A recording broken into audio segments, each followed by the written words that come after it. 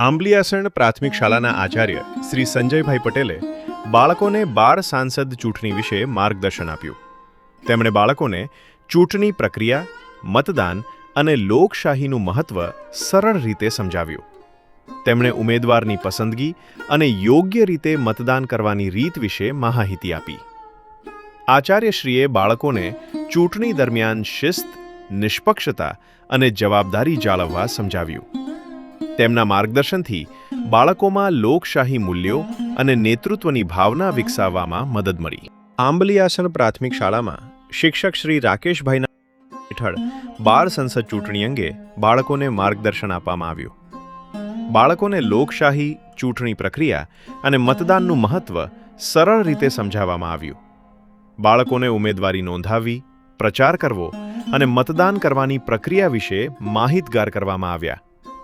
આ પ્રવૃત્તિ દ્વારા બાળકોમાં નેતૃત્વ, જવાબદારી અને નિર્ણય લેવાની ક્ષમતાનો વિકાસ થયો. બાળ સંસદ ચૂંટણીના માધ્યમથી બાળકોને લોકશાહી મૂલ્યોનો વ્યવહારુ અનુભવ મળ્યો. ઉમેદવારોને ચૂંટણીના નિયમો અને જવાબદારીઓ વિશે યોગ્ય માર્ગદર્શન આપવામાં આવે છે.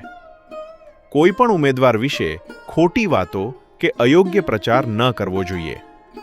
મતદાન વખતે દરેક બાળક પોતાના મનપસંદ ઉમેદવારને નિષ્પક્ષ રીતે મત આપે તે સમજાવવામાં આવ્યું. મતદાન પ્રક્રિયા દરમિયાન ગુપ્તતા અને ગોપનીયતાનું ખાસ ધ્યાન રાખવું જોઈએ. મતદાન પૂર્ણ થયા બાદ મતપેટી સુરક્ષિત રીતે રાખી મતગણતરી કરવામાં આવે છે. મતગણતરી નિષ્પક્ષ રીતે અને સૌની હાજરીમાં કરવામાં આવે તે જરૂરી છે. સૌથી વધુ મત મેળવનાર ઉમેદવારને વિજેતા જાહેર કરી તેની જવાબદારી સોંપવામાં આવે છે. અમારી શાળામાં બાળ સાંસદ ચૂંટણીનું સુંદર પ્રદર્શન કરવામાં આવ્યું. બાળકોએ ચૂંટણીની સમગ્ર પ્રક્રિયામાં ઉત્સાહપૂર્વક ભાગ લીધો.